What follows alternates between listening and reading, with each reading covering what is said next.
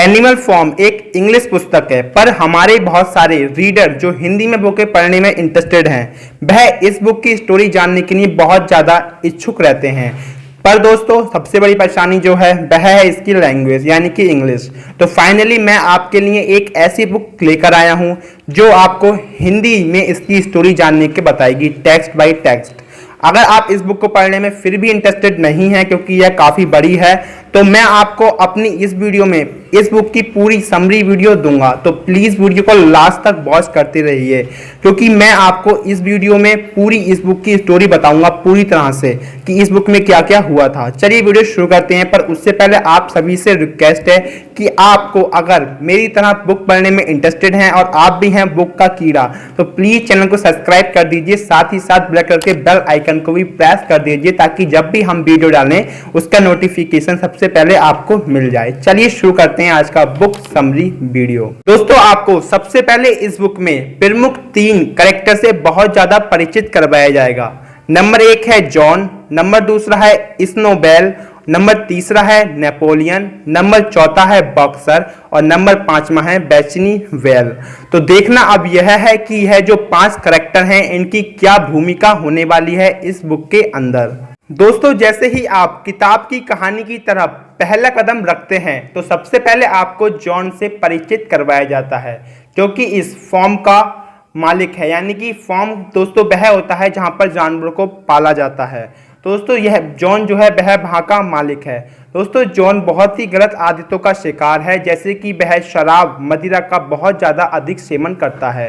दोस्तों, जब वह मदिरा का सेवन करता है तो ऑब्वियसली उसकी बुद्धि भी बहुत ज़्यादा क्रूर होगी, जिसकी वजह से वह अपने फॉर्म में पल रहे जानवरों पर बहुत ज़्यादा अत्याचार करता है और उन्हें खाने पीने का भी बिल्कुल ध्यान नहीं रखता।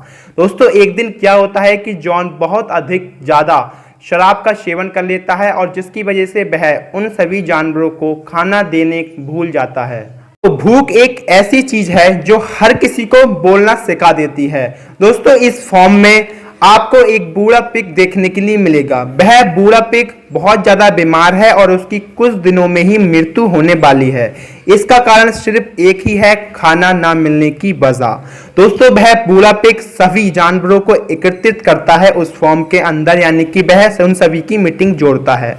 उनके अंदर अपने बहुत ही अट्रैक्टिव भाषणों के जरिए वह उनको अपने हक के प्रति लड़ने के लिए मोटिवेशन देता है, यानी कि उनके अंदर आग जगा देता है कि आप अपने मालिक से अपने हक के लिए लड़िए, क्योंकि वह सभी जानवर उसे कुछ ना कुछ तो देते ही हैं, जैसे कि भेड़ ऊन देती है, बकरी दूध देती है और एक्सेट्रा।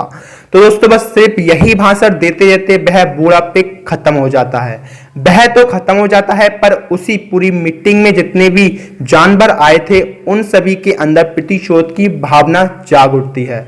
फिर क्या होता है कि वह सभी के सभी जानवर एक बार ठान लेते हैं कि जो हमारा मालिक है या तो वह सुधरेगा या फिर वह फॉर्म से आउट हो जाएगा, यानी कि बाहर निकल जाएगा। शाम को वह फिर से आता है, जॉन बहुत ही बुरी हालत में शराब पिया हुआ। फिर क्या देखना होता है कि वह सारे जानवर उस पर टूट पड़ते हैं और उसे उस फॉर्म से भगा देते हैं। अब देखना यह है कि वो जो फॉर्म था उसे लीड करने के लिए कोई ना कोई तो चाहिए होता। तो अब यहाँ पर जो पिगों की जो जाति होती है, शुरों की जाति होती है, उन्हीं में से एक पिग को चुना जाता है जिसका नाम है स्नोबेल। दोस्तों, स्नोबेल है जो है वह बहुत ही अच्छा पिग है और वह सभी जानवरों के हित के जैसा ही काम करता है, जिसकी वजह से वह पूरी कम्युनिटी यानी कि एनिमल्स की पूरी कम्युनिटी उसे अपना सरदार यानी कि अपना लीडर बना लेती है। दोस्तों, स्नोबेल के लीडर बन जाने के साथ ही साथ स्नोबेल कुछ कायदे और कानून को लेकर के आता है। दोस्तों, वह 5 नियम को फॉलो करवाता है सभी जानवरों की कम्युनिटी से। दोस्तों, वह कुछ इस प्रकार है। नंबर 1 कि कोई भी जानवर शराब नहीं पिएगा। नंबर 2 कि जो जॉन का जो बिस्तर पड़ा हुआ है वहां पर कोई भी जानवर सोएगा नहीं। नंबर 3 कि 4 पैर वाले इंटेलिजेंट और 2 पैर वाले बुद्धू, यानी कि 4 पैर वाले जो जानवर होते हैं वह सभी इंटेलिजेंट होते हैं और जो 2 पैर वाले यानी कि मैं और आप वह बुद्धू। ऐसा वह उन लोगों के प्रति एक नियम लागू करता है। साथ ही साथ वह एक चीज का नियम और लागू करता है कि सारे के सारे जानवर बराबर हैं, कोई भी छोटा या बड़ा नहीं है। क्योंकि दोस्तों, और वह इसके साथ साथ एक और वादा करता है कि जो भी जानवर हैं उस फॉर्म के अंदर, तो वह जो भी कोई भी वस्तु को उत्पादित करते हैं, जैसे कि बकरी दूध उत्पादित करती है, भेड़ ऊन उत्पादित करती है और भी एक्सेट्रा बहुत सारी चीज़ें, वह उन सभी से वादा करता है कि वह आपकी चीज़ों को कभी भी मार्केट में बेचेगा नहीं और जो भी चीज़ें होंगी वह उन्हीं के ऊपर ही लगाएगा, यानी कि सभी जानवरों को उन चीज़ों को देगा, यानी कि समान रूप से उन चीज़ों को बांटेगा। पर कहना क्या है कि जिस तरह से एक आदमी सभी लोगों को संतुष्ट नहीं कर पाता, ठीक उसी प्रकार से उस जानवर की कम्युनिटी में बाकी सभी लोग तो स्नो बेसन से बहुत ज़्यादा खुश थे, पर एक और पिग था उन्हीं की कम्युनिटी का, यानी कि उन्हीं की जाति का, सुअर जाति का एक पिग था दोस्तों। वह बहुत ही ज़्यादा नाराज़ रहता था क्योंकि दोस्तों वह चाहता था, उसका नाम था नेपोलियन दोस्तों, वह चाहता था कि उसे सभी जानवरों से अलग समझा जाए और उसे एक बहुत बड़ी भूमिका दी जाए, यानी कि इसे कोई भी सामान हो तो उसे सबसे ज़्यादा दिया जाए और उसे सबसे अच्छा माना जाए दोस्तों। वह ऐसा समझता था, इसलिए वह जंगली जो कुत्ते होते हैं उनसे उसने दोस्ती कर रखी थी। बात करें हम स्नोबेल की, तो स्नोबेल तो लगातार जानवरों की कम्युनिटी को सुख पहुंचाने में लगा हुआ था। एक दिन उसके दिमाग में एक बहुत अच्छा विचार आया कि उसने सोचा कि हमारा जो फॉर्म है वहाँ पर हम एक बहुत ही अच्छी पवन चक्की लगा लें, तो क्यों ना हमारे जानवरों की या जो हम लोग जानवर हैं हमें भी पंखा और बिजली की सुविधा मिल सकेगी।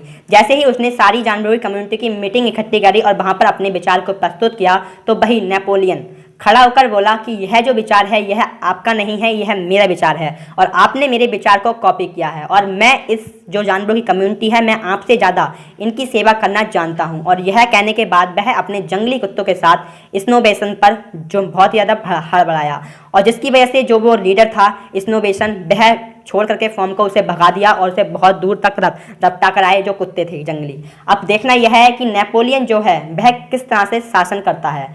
जैसे कि मैंने आपको बताया कि उसके अंदर हीन भावनाएं हैं, यानी कि उसके अंदर जो एक बात है वह सबसे बुरी यह है कि वह सभी जानवरों को एक समान नहीं समझता है। अब देखना यह है क्योंकि वह तो सभी जानवरों की कम्युनिटी का लीडर बन गया है, तो सब कुछ उसके हाथ में है दोस्तों। जो उसकी जाति के यानी कि जितने भी उस अस्पताल जो भी फार्म हाउस में उसमें जितने भी पिग थे यानी कि जो भी सुअर जाति के थे, वह सभी पूरी तरह से खुली आज़ादी उनको दी गई।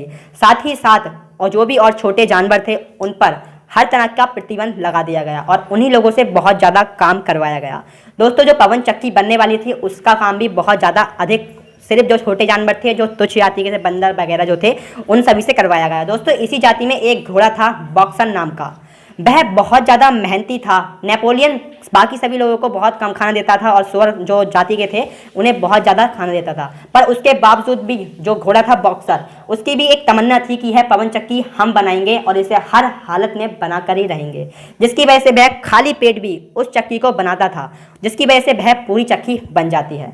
अब देखना यह है कि जो नेपोलियन है वह जैसी उसमें इलेक्ट्रिशियन प्रभावित कर देता है, ठीक उसी दौरान जो जॉन होता है, जो उनका पहला मालिक होता है, जो जानवर कम्युनिटी ने उन्हें भगा दिया था, वह आकर के उस पवन चक्की में बॉम्ब ब्लास्ट कर देता है, जिसकी वजह से उनकी सालों की मेहनत खराब हो जाती है। अब नेपोलियन बहुत ही ज़्यादा दुखी होता है और वह फिर से एक मीटिंग इकट्ठी करता है और उनसे पूछता है कि क्या हमें दोबारा से पवन चक्की बनानी चाहिए। तो दोस्तों सभी का सवाल हाँ आता है, पर मन में उनके ना छुपी होती है, क्योंकि जो नेपोलियन होता है वह बहुत ज़्यादा भेदभाव करता है छोटे और बड़े जानवरों के प्रति, पर जो बॉक्सर होता है वह बहुत ही ज़्यादा एक्साइटेड होता है उस पवन चक्की को बनाने के लिए दोस्तों। साथ ही साथ एक और गधा होता है, वह भी बहुत ज़्यादा एक्साइटेड होता है उस चक्की को बनाने के लिए। वह दोनों मिल करके उस पवन चक्की को दोबारा से बनाते हैं, पर एक बार ऐसा होता है जो घोड़ा होता है वह उसे बना रहा होता है और धोखे से पत्थर जो होता है वह छूट करके उस घोड़े की टांग पर लग जाता है, जिसके बाद वह घोड़ा बहुत ही ज़्यादा घायल हो जाता है। घायल होने के बाद नेपोलियन उसको बहुत दूर ले जाता है, पर जैसे ही जानवरों की कम्युनिटी को पता लगता है कि नेपोलियन ने इसे हमसे बहुत ज़्यादा दूर भेज दिया है, तो जो उस घोड़े की वापस आने की जो चाहत थी वह सभी जानवरों के प्रति मिट गई। अब देखना यह था कि पवन चक्की तो बनने वाली थी नहीं, क्योंकि बंदे सिर्फ 2 ही हैं एक्साइटेड उस पवन चक्की को बनाने के लिए, बाकी सभी तो धक्का पेल काम कर रहे हैं, यानी कि नेपोलियन के डर से काम कर रहे हैं। दोस्तों आपको एक बात और बता दूं कि कोई भी बंदा अगर अपनी इच्छा से किसी में चीज़ में भी 100% नहीं देता है और चाहे उसके ऊपर कितना भी आप टॉर्चर कर लो, तो वह उस काम को कभी भी सही तरह से नहीं कर सकता। ठीक उसी प्रकार से वह पवन चक्की नहीं बनती है। नेपोलियन का दुस्साहस बहुत ज़्यादा बढ़ता जाता है और वह छोटे जानवरों पर बहुत ज़्यादा अत्याचार करता जाता है। फिर क्या होता है कि स्नोबेल जो था वह दोबारा से आता है और फिर वह उस जानवर कम्युनिटी को इकट्ठा करता है और फिर वही प्रतिशोध की भावना के साथ वह सभी जानवर उसके कुत्तों और उस पर टूट पड़ते हैं। जैसा कि मैंने आपको बताया कि वह कुत्ते बहुत ही ज़्यादा खतरनाक हैं, पर जो उनकी शक्ति थी वह बहुत ही ज़्यादा कम हो गई थी। वह इसलिए क्योंकि दोस्तों जो वह कुत्ते और जो नेपोलियन था वह बहुत ज़्यादा मदिरा का सेवन करे हुए थे, जिसकी वजह से उन सभी जानवरों ने उसे नेपोलियन जो पिग था, जो सुअर था और उसके जो जंगली कुत्ते थे उन सभी को वहाँ से भगा दिया। क्योंकि दोस्तों नेपोलियन बहुत ही बुरा था, उसने सभी जो स्नोबेल ने जो भी कानून बनाए थे उन सभी को तोड़ दिया था और वह सभी जानवरों को बहुत ज़्यादा परेशान करता था। फिर दोस्तों प्रतिशोध की भावना छिड़ी और उसे भगा दिया गया। फिर से स्नोबेल को लीडर रख लिया गया उस फार्म हाउस। दोस्तों स्नोबेल के लीडर बन जाने के बाद फिर से उन सभी का जीवन बहुत ही ज़्यादा खुशहाल होने लगता है और फिर से पवन चक्की का निर्माण शुरू हो जाता है। साथ ही साथ बॉक्सर भी वापस आ जाता है। सभी लोग खुशहाल जीवन बिता रहे होते हैं। बस यहीं पर ही कहानी का डी एंड हो जाता है। दोस्तों साथ ही साथ आपको एक बात और बता दूं कि इसके अंदर जो स्टोरी है वह पॉलिटिक्स जो नेतागिरी होती है उसके तौर पर भी दिखाई गई है। दोस्तों जो रशियन जो नेता थे उनका मैं नाम लेना उचित नहीं समझूंगा, उनके अकॉर्डिंग लेखक ने इस बुक को पब्लिश किया है। ऐसा मेरा कहना नहीं, बहुत से लोग मानते हैं, पर जो लेखक हैं वह भी इस चीज़ को नकारते हैं। उन्होंने सिर्फ कल्पना की है इस स्टोरी से उनकी। साथ ही साथ आपको एक बात इस बुक से इंटरेस्टिंग और बता दूं, जैसे कि इसका नाम है एनिमल फॉर्म। तो इस बुक का जो टाइटल है इस पर भी बहुत ज़्यादा विवाद हुआ था, क्योंकि जो इसका टाइटल था वह बच्चों वाला था। तो ऑब्वियसली इसको बहुत ज़्यादा बच्चे रीड कर रहे थे, पर ऑथर ने बहुत ही ज़्यादा फोर्स किया कि यह जो पुस्तक बनी है वह बच्चों के साथ साथ बड़े लोगों के लिए भी बनी है, क्योंकि आपको इस बुक में बहुत ज़्यादा कुछ सीखने के लिए मिलता है। आपको पता लगता है कि जो हमारी कमियां हैं वह क्या क्या हैं, एक अच्छे लीडर के लिए हमें क्या क्या, अगर आप एक अच्छा नेता बनना चाहते हैं तो हमें क्या क्या करना चाहिए। साथ ही साथ आपको यह बुक मोटिवेशन भी देती है। दोस्तों अगर आप इसी तरह की वीडियोस देखने में इंटरेस्टेड हैं और साथ ही साथ आप भी लवर हैं हिंदी लिटरेचर बुक पढ़ने में, तो अभी हमारे चैनल को सब्सक्राइब करिए ताकि हम आपको नए नए कंटेंट प्रोवाइड करा सकें। क्योंकि दोस्तों मैं आपको इस चैनल पर नई नई बुकों से परिचित करवाता हूं जो आपने नहीं पढ़ी है। साथ ही साथ बहुत सारी बुक आपको हिंदी लैंग्वेज में देखने के लिए मिलती हैं। तो ऑब्वियसली आप हमारे चैनल को सब्सक्राइब करके बेल आइकन को भी प्रेस कर लें, ताकि जब भी हम कोई ऐसी बुक का रिव्यू लाएं जो आपने अपने लाइफ में अभी तक नहीं पढ़ी है, तो आप उस बुक के बारे में जान करके उस बुक को पढ़ने के लिए इंस्पायर हों। और वीडियो कैसा लगा प्लीज कमेंट करके जरूर बताएं, और इसकी स्टोरी आपको कितनी ज्यादा पसंद आई प्लीज कमेंट करके जरूर बताएं। हम लेते हैं विदा, फिर मिलेंगे किसी नेक्स्ट वीडियो में। तब तक के लिए जय हिंद, वंदे मातरम, इंकलाब जिंदाबाद। अपनी और अपनी फैमिली का ध्यान रखें। Take care, bye.